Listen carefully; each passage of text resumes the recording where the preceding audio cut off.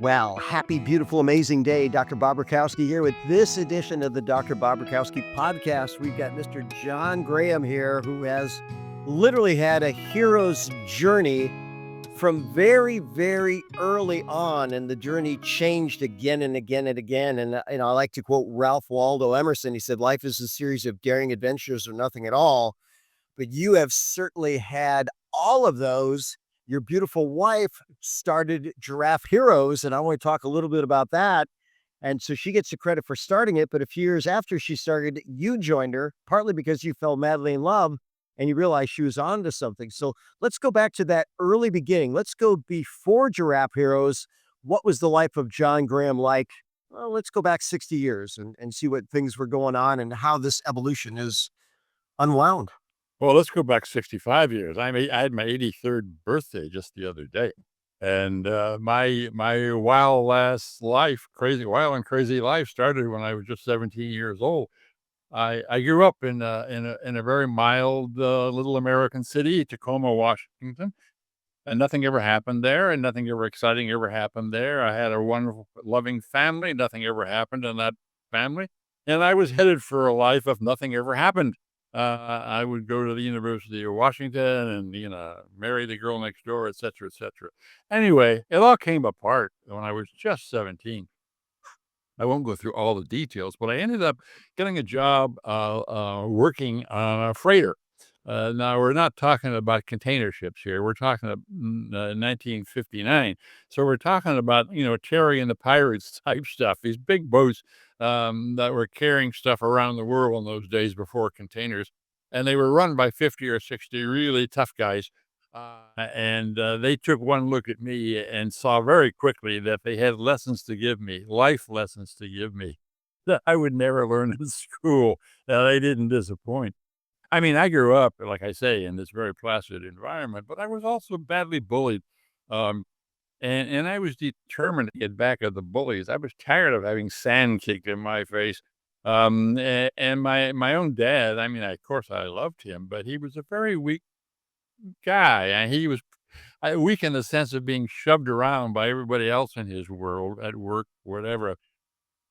So here I am on this boat and it's run by these 50 or 60 really tough guys. The very first night, I'm up on deck, wondering what's gonna happen in my life, and one of the crewmen, starts making, sexual advances on me, and another crewman, this huge black guy, must have weighed 250 pounds, grabs this offender, slams him up against the bulkhead, beats the shit out of him, and I never heard such magnificent cussing in my life. I said, "Oh, that's what real men do." Not like my dad, just like this guy, his name was Roy. And so, Roy became my protector. And the first port of call was in the Philippines. We got into a bar fight, and I had all kinds of first experiences, which I won't go into. But you can imagine 17 years old. And what I saw, Bob, was a whole new world outside Tacoma, Washington. And it was wild. It was colorful. It was exciting. And I wanted that world. It was so much different from being bullied in Tacoma, Washington. So I came back totally changed from that. And that was and then 2 years later, I found myself hitchhiking in Europe, and there was a war going on at that time between Algerian rebels and the French government in Algeria. Excuse me. And I'd never been in a shooting war, so I hitchhiked down to Morocco and then hitchhiked over to Algeria, and there was no border because there was a war going on. So I walk into the country, I put at least I'm smart enough to put an American flag on my chest so that the rebels don't take me for a Frenchman and shoot me. So I roaming around Algeria in the middle of a war, and increasingly I'm understanding that I'm invulnerable, that I can do anything, and it could be wild and crazy, but I'm not getting hurt. So I decided this is the life I want for me. This is the life I want for me. Then the very next year, I'm with a group of climbers from Harvard, and we put up one of the most dangerous first ascents in North American mountaineering, the north face of Mount McKinley. Something so friggin' dangerous that no one's done it since in 60-some years. Uh, so after all those close calls, I mean, avalanches, rock falls, crevasses, all that kind of stuff. After college, I hitchhiked around the world. I mean, except for the Pacific Ocean, I literally hitchhiked around the world and reporting on every war I came across. I had a contract with the Boston Globe. And so I was in Cyprus and Vietnam and Laos. Again, I mean, bullets flying, they all missed. I was convinced I had a charmed life. However, at this point, and here I'm near coming to the end of your first question, uh, I realized that since I wasn't independently wealthy, and if I wanted to continue this wild ass life, I had to earn a living. Where could I do that? And it occurred to me that if I joined the U.S. Foreign Service, maybe they'd give me a job that was really adventuresome, where I could continue this crazy stuff. And sure enough, they did. I became a Foreign Service officer, but not the kind that wears fancy suits in Paris and London. My beat was wars and revolutions, and so I became kind of an expert in wars and revolutions for the Foreign Service. And 2 or 3 years after I joined, for example, I was in the middle of the revolution in Libya when Gaddafi came to power, and, I just loved it. I mean, everybody else at the embassy was freaking out, because there were cars burning in the streets and mobs throwing rocks. I loved it. I just loved it. And so, I resolved that my life had to be like that forever. I had to be in a professional adventure. The only thing that mattered to me, Bob, was an adrenaline rush. That's all that mattered. And it was a pretty selfish existence because it was all about me, me, me. And my heroes were not my father, but they were people like Roy on that ship and the French legionnaires I met in Algeria. And then, of course, people like John Lane and movies and stuff. And that's who I wanted to be. And that's who I set out to be. So I told the Foreign Service, okay, send me to the most difficult and dangerous spot you got in the war in Vietnam, which was then going on. And they did. I became the advisor, manager of the city of Hue in the northern part of what was then South Vietnam, and it was only 50 miles south of the demilitarized zone that then separated North and South Vietnam, and it was a hell of a dangerous place to be. I was there for a year and a half in the middle of wars and battles and stuff, and I kept walking away from it, car bombs, bullets whistling.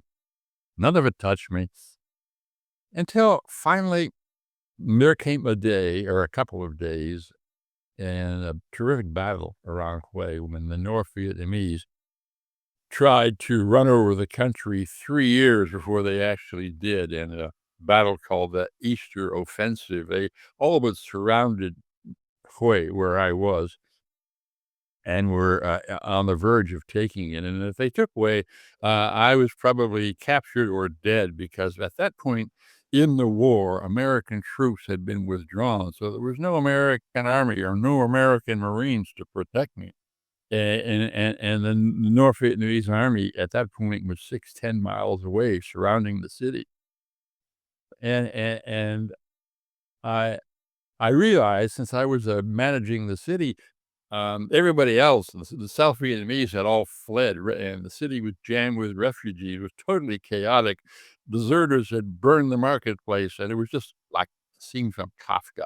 It was incredible, and my job was to create a stable base area so that the troops could move ammunition north to try to fend off the North Vietnamese attacks. And I decided, with no experience whatsoever, that the way to do that was to stop the looting, which was mostly by South Vietnamese army soldiers, not North. And to do that, we needed to set up a firing squad. And so that's what happened. And then right then and there, and I never forget this moment, I realized that I had just set up this firing squad. I knew perfectly well that the people I'd be shooting were farm boys dragooned off their paddies maybe just a week before, basically innocent kids scared out of their you-know-what and then dragooned into the South Vietnamese army. And my home was 8,000 miles away. I hated the war. I knew the war was lost. I thought the war was stupid and evil, but I didn't care because it was another source of adventure, another source of adrenaline. Anyway, in the middle of this battle, it finally caught up with me after all these years. how shallow my life had become. Here I was sending farm boys to their deaths just to satisfy my own urges for wild-ass adventures. I mean, how shallow was that? How evil was that?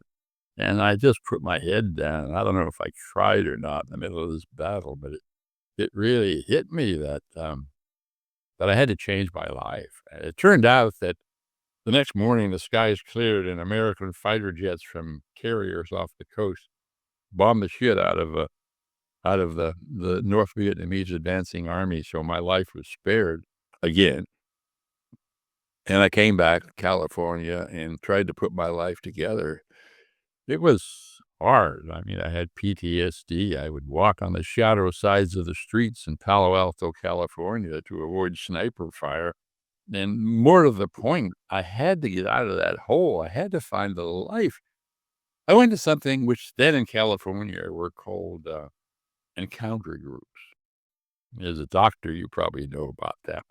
But it was where you 8, 10, 15 people get together and kind of spill their guts, trying to find through honesty some way to reorient their lives. Some of them had problems with alcohol, whatever. My problem was adrenaline.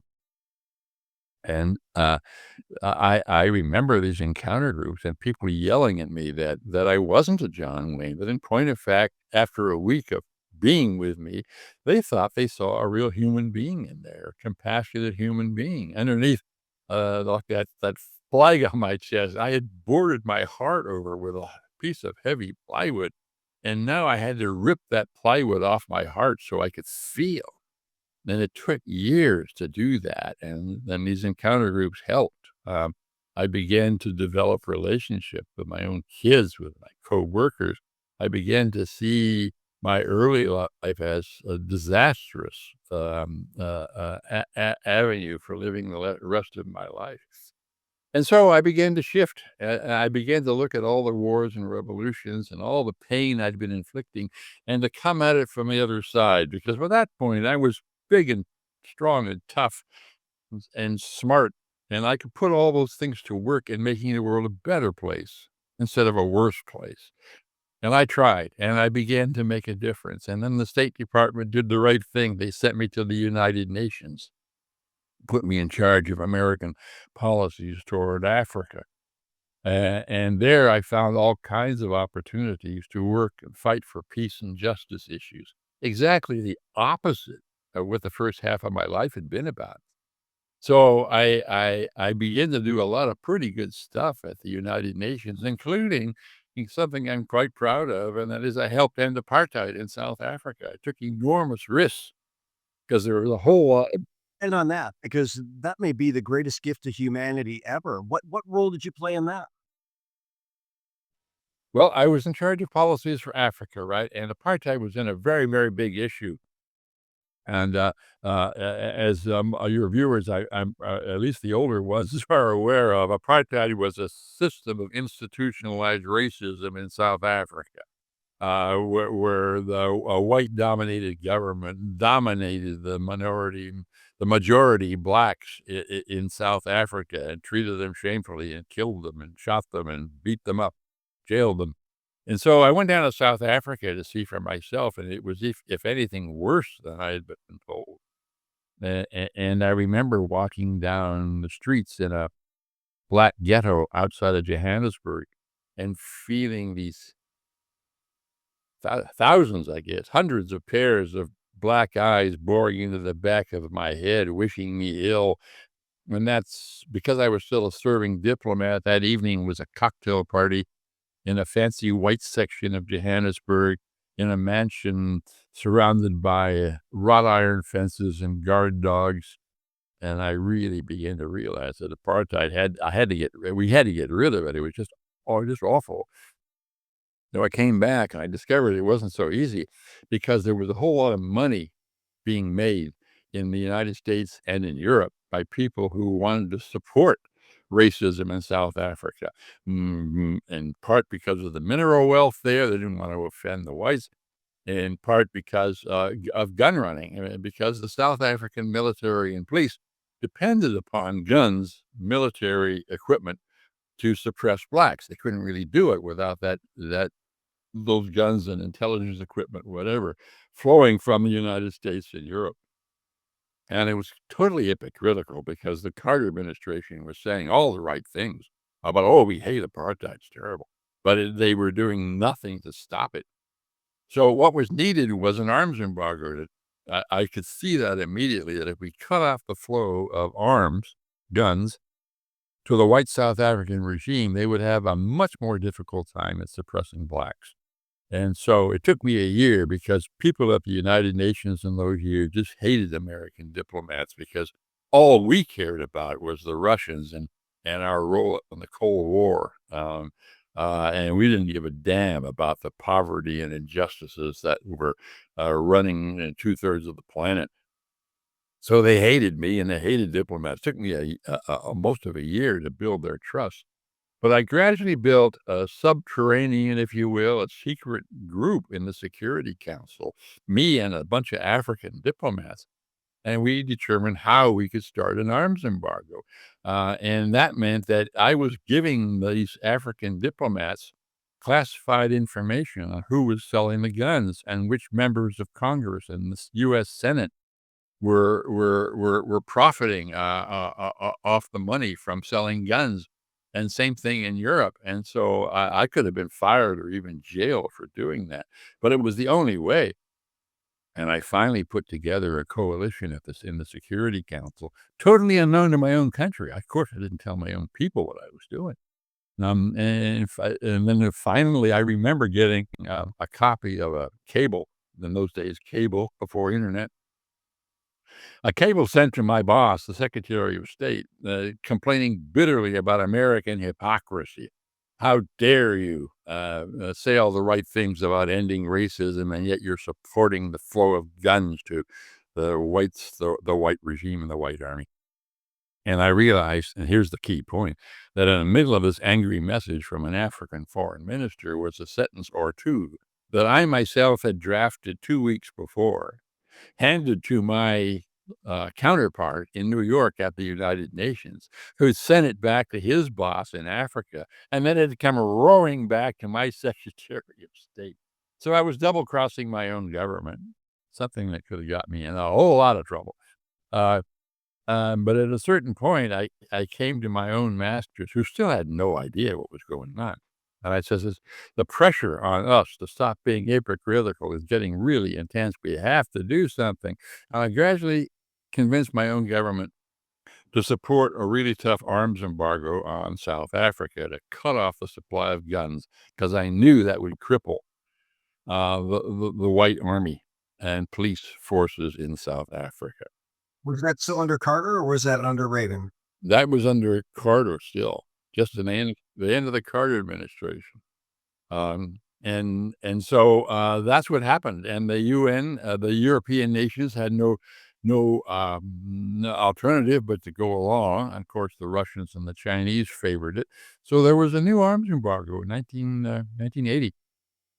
And it was tough, and it was exactly like I wanted. And in time, that helped end apartheid. So long answer to your question, but it was a double agent. I was a double agent against my own government to help end apartheid, something I'm very proud of. And so, yeah. So my life by then had been totally changed, and it was soon thereafter that I quit the Foreign Service because the U.S. government, in many ways, was just as crooked as anybody else, and so I couldn't work for them any longer. Not only that, but when they were doing things right, they were moving way too slowly. And by then, I was just consumed by this idealism that drives me today, of making the world a better place, of helping solve tough public problems, and I couldn't do it working for anybody, so I quit. Uh, yeah. Well, congratulations on following your heart. I listen to so many different podcasts. I'm a big fan of Navy SEALs. And sometimes they're asked, are we the good guys or bad guys? And he often says both. So our military does a lot of good. Our Congress does a lot of good. Our foreign policy does a lot of good. But there's a lot we need to clean up. And I actually did not know that we somehow were supporting apartheid. I mean, that's certainly one of the worst times in human history. I hate to say it, but they're bringing some of it back in the reverse now in South Africa, killing different farmers. That part's horrible. But let's fast forward now to 1983. So your amazing wife, I don't think she was your wife at the time, but she's now founded an organization about giraffe heroes. So maybe talk about that. So what was the original goal of that and how did you fall in love with that mission and your wife? Falling in love with her was easy. She was beautiful and smart and all the rest of it. And there's one little bit here. I won't go into it because in itself, it's a whole big story. But when I left the United Nations, I didn't have any money, and so I got a job lecturing on cruise ships. I give a lecture; they'd pay me a lot of money, and I got a free trip on a nice cruise liner, and so I signed up to do that to make some money. And first ship I'm on, the Princeton Dam, sails out of Vancouver for the Far East, and it catches fire and sinks in the Gulf of Alaska in the North Pacific. And in the middle of a Typhoon Vernon's coming on. The ship is sinking. I'm in a lifeboat. I'm dying of hypothermia along with 7 other guys who have not been rescued because the rescue helicopters can't fly anymore because of the storm. And so out of 550 people, there's only a few of us left in the lifeboats, and our only chance of survival is for a Coast Guard cutter, small ship, to find us. Needle in a haystack, Bob. I mean, it's like in the middle of the storm, visibility in like maybe 100 meters. We're dying of hypothermia. I know we're going to be dead in 6 to 8 hours because I know what hypothermia is. So I have and I'm not a religious person then or now, but let's call it a come to Jesus moment. And I'm thinking about, okay, my luck's run out after all these near misses. This time I'm trying to cash it in. This is the end. But I don't get it. Here I have changed my life. It's been difficult. I helped end apartheid. I'm looking forward to a life of being of service to the planet and to what I assume that I pointed up to the sky. You, God, want me to do, and now I'm being killed. Doesn't make any sense at all. So my prayer, if that's you want to call it that, was an angry bleat. I just was screaming at God or whatever. Maybe it was just the wind. I don't never know. But I was screaming at God about the injustice of me dying out there in that storm. And a voice came back. And again, maybe it was God, maybe it was the wind. I don't know, but I heard this message very clearly. And it basically said, you got to get serious about your ideals. Yeah, ending apartheid was cool, but you've got 50 years left in your life, and you've committed yourself to being of service. You've committed yourself to solving these public problems, and you have all the skills to do that. And what are you doing? You're lecturing on cruise ship and waltzing little old ladies and widows around the dance floor on cruise ships. If you get out of this one, you'll lecture on another cruise ship. You haven't got the guts to keep up with your own ideals. So it's a choice. You got to make that choice now. So I look up into this violent storm and I realize that the voice is right. And I say, or whisper, I guess, okay, I get it. And in that instant, the Coast Guard cutter Boutwell comes crashing through this wild storm. I mean, I know everyone listening to this podcast is going, oh my God, this guy's full of you know what. That didn't really happen. But it did. It happened exactly as I'm telling it. The Boutwell would have cut us in two had the lookout not seen us, and I'm rescued. And I never looked back. I kept that promise. And here, this brings us to your question. I go back to New York and meet Anne. I'm introduced to the Giraffe Heroes Project. I get what she's doing. It's incredibly powerful. I fall in love with her. And we've been working together since, let's say, 1983, 1984. So how long is that? 40 some years. And doing the same thing. And what we do is we find people sticking their necks out. Of course, they're men and women, and they're every color in the rainbow and from every walk of life, but they're doing something that's risky to make the world a better place. Some of them risk their lives. A lot of them risk a lot of money. Certainly, a lot of them risk being thrown out of their companies, whistleblowers, for example, or they risk being ostracized by their community or losing something else of value. And we tell their stories, and in that way, we inspire other people who at that moment are sitting on their couches complaining, You don't have to sit on your couch and complain. You too can be a giraffe hero. Just get off your butt and start doing something. And we started writing. Yeah. No, that's exactly what so I like the sound of that, but yet I think most people go, "Well, what am I gonna do? Where am I gonna do it?" So I'm gonna ask you for a few stories, but also you have a couple books. So my question might be, how do people get these books, and are they full of these empowering stories? Yeah. Yeah, sure. Well, first of all, let me say that the best place for most of the stories is on the Giraffe Project's website, which is Giraffe, Giraffe. Amazing how many people can't spell giraffe. Anyway, giraffe.org. And they're like a library of 2,000 of these stories we've collected over 43 years. And so you look at our website and you'll be incredibly inspired, and you can spend days reading these stories. My memoir is called Quest, Risk, Adventure, and the Search for Meaning, in which I basically encapsulate my own story as well as giraffe stories and stuff that happened after that. I wrote a book called Stick Your Neck Out, which was a guidance book for activists and wannabe activists, because I realized, like you said, what do I do? How do I do it? When I get off the couch, what do I do? Well, I knew a lot about what to do. So I started writing books and helping people become social and political activists. And this particular book is called Stick Your Neck Out. And I've been doing a whole lot of blogging and podcasts like this one and others, bringing attention to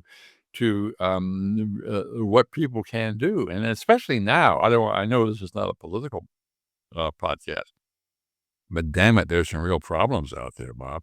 And so I tell people, look, there's a half a dozen things you can do. You get off your couch. First thing to do is to get information, separate out the truth from the lies and the bullshit, and then figure out what part of the problem you want to address with your skills and your resources. Maybe you're terrific at math. Maybe you're a good artist. Maybe you're this. Maybe you're that. But find out something you can do with your skills. Get organized. Either join a group that's doing stuff the way you want it done, or you start your own group. Pressure your politicians. Make sure that they hear your voices. Join demonstrations like the one we just had, the No Kings protest, and get involved. I mean, there are all kinds of things that people can do, and so my wife Ann and I are constantly coaching people through interviews and podcasts and whatever to get involved. And one of the keys is to take an inventory of your own skills. Don't think you've got nothing to do. Maybe. What you can do is right in your hometown. Maybe you're not gonna, you know, run for office or something, some big deal like that. But at least you can show up at a school board meeting. At least you can show up at a county council meeting and raise hell if they try and, I don't know what, cut off bus service for the poor neighborhoods in your town, or withdraw funding for low income housing, or endorse a polluting plant, or whatever else, other kind of stuff might be going on. You can get up there and you can raise your voice, and all of that at the local level, or get out and demonstrate. I mean, my wife and I were out at a street corner last Saturday, was it, waving our signs. I mean, there's always stuff you can do, and if you have the wherewithal, the resources, the skills, the academic background, the money, whatever, then you can do more. You can get involved with your state legislature. You can put pressure on your senators. You can write your Congress people. You can do all kinds of things that will help make a difference. And people say, well, what can I do? One person? Here I am. I'm in Tuscaloosa, Arkansas, and I have never demonstrated in my life. Well, start now. Go out there and start now. You can always do something. So get out there and do it. Because if you do that, first of all, for sure, you'll call attention to what's going on in the world. and your neighbors will see you demonstrating, and other people will see that you're out there and they respect you, and maybe they'll join that demonstration or they'll join you in a letter writing campaign. There's always something you can do to bring attention to the problem, and you'll help solve it. You help put pressure on the on people who are screwing up things these days, and every little bit helps. And you say, "What can one person do?" Well, the Giraffe Project almost never, it does sometimes, but mostly we don't honor groups. We honor individuals. That is to say, individual people sticking their necks out, and their stories are all inspiring. And they're all sticking their necks out and doing stuff, and it's that kind of momentum created by hundreds of thousands, hundreds of millions of people who are sticking their necks out, Bob, to make the world a better place, and they're just when they start, they're one person, or they're a half dozen people, or they're a community group or whatever. But when they start, off of them, they start very small and they create a momentum. And that's what I think is happening, needs to happen in this country today or in the world today to deal with all the political, social, environmental problems that you and I and your audience knows need fixing. Well, let's go out there and fix them. Well, that is absolutely brilliant. I'm shocked at how fast this 30 minutes went, and that's the typical window that we use. But one of my mentors said so eloquently years ago, we all have the same mission or the same purpose to show up as our best and getting better self in service to something bigger than ourselves. And that's really what you just defined. Get yourself educated, figure out what you stand for, and then stand for it. And you stuck your neck out in many, many, many big ways. That's a level of courage that I think we develop one step at a time. And God bless you for developing that and sharing it with the world. I'll give you the final words, and then we'll wrap up this wonderful episode. Yeah, well, I just wanna reiterate that I sure as hell didn't start this way. I started off on the wrong side of the ledger, and then fought my way back, but, so please don't anyone think that I was born a good guy. I wasn't born a good guy. But, we can all change, and we can all look deep into ourselves, and what do you look deep for? And here's the answer to your question. You look deep for what people have looked deep for millennia, and that is to find the true meaning of their lives. What is it? What is your real purpose in life? And those are difficult questions. I mean, we all wanna look at the mirror, and what looks back from the mirror, we wanna know that we're on the planet for a purpose. We're not just marking time, we're here to do something. Well, what is it? So, never give up on that search, and my, experience, certainly with the Giraffe Heroes Project and with the last half of my own life, is that the real source, the most stable source of meaning in anyone's life is service, is giving back, is helping solve public problems. And this is where I am so pleased to be on this show because this is what your life is about, Bob. This is what your podcast is about. You're trying to get this word out there, and you call some crazy people like me to help you do it. I'm happy to do that. Well, I'll tell you what, you are the most extreme in so many ways that I've had the joy of chatting with. And you know what? Most of the people that have made a difference in the world, they didn't start out with things easy. They started out with huge challenges that they overcame and learned the lessons. And that's really the job of all of us, right? God, if we can call it God, gives us all a path. And if we learn the lesson, we graduate. If not, then maybe the lesson just keeps repeating. And not only did you graduate, but you did so in a way that just makes the world so much better for more than the last 40 years. First 40, learning, finding your way, the next 40, making the world better. And what a beautiful story. So I'm going to wrap up with these words. I'm Dr. Bob Rakowski, absolutely knowing that we can all be happy, healthy, and successful. Thank you, thank you, thank you, John Graham. What a wonderful conversation. I agree. It was great meeting you, Bob.